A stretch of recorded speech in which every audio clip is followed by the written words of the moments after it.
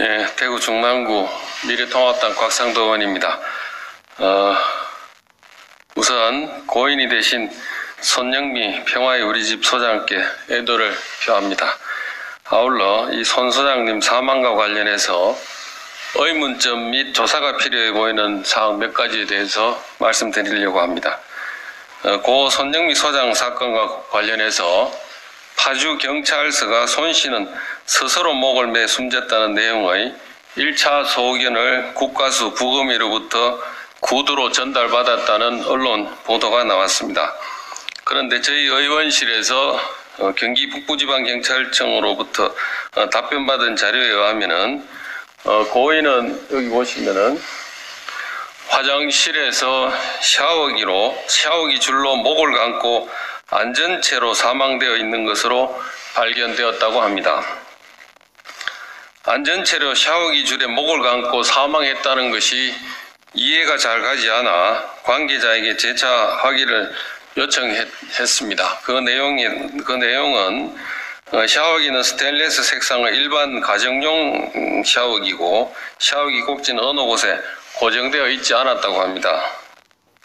고정되어 있지 않은 샤워기 줄로 목을 여러 바퀴 감은 채 그냥 앉은 자세로 사망했는데, 특히 벽에 붙어 있는 샤워기 첫 부분은 앉아 있었을 때의 머리보다 약간 높은 곳에 있었다고 합니다. 양손으로 샤워기 줄을 당기고 있었는지 사망 당시 손 위치에 대해서 물었습니다만 답변을 들을 수가 없었습니다. 경험에 비추어 볼 때 앉은 상태에서 샤워기 줄을 목에 감아 본인의 의지만으로 사망까지 이른다는 것은 받아들이기 어렵습니다. 우리 국민들은 높은 데 줄을 매달고 의자 같은 것에 올라가서 사망한 것이 아닌가 생각하는데, 안전체로 스스로 목을 졸라 사망한다는 것은 납득이 가지 않으니 충분한 해명이 필요합니다. 수사기관에서 더 적극적으로 나서주기 바랍니다. 지난 5월 21일 마포 쉼터에 대한 검찰의 압수수색이 이루어진 바 있습니다만, 검찰에서는 고인을 조사한 사실이 없고 출석 요구를 한 적도 없다고 밝혀 사망 경위에 대한 의문은 정폭되고 있습니다. 그런데 경찰의 압수수색 이후 인터넷에는 손영미 소장과 관련된 몇 가지 자료들이 나돌고 있습니다. 압수수색이 10일 지난 시점인 지난 5월 31일 오후 7시 50분경 트위터에 이순덕 할머니 조의금은 손 소장 개인 계좌로 받았다는 게시글이 올라왔습니다.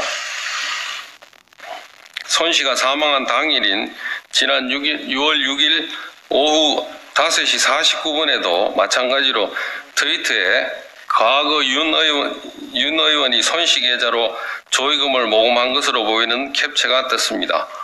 후원금을 개인 계좌로 모금한 과거 행적이 드러난 셈입니다.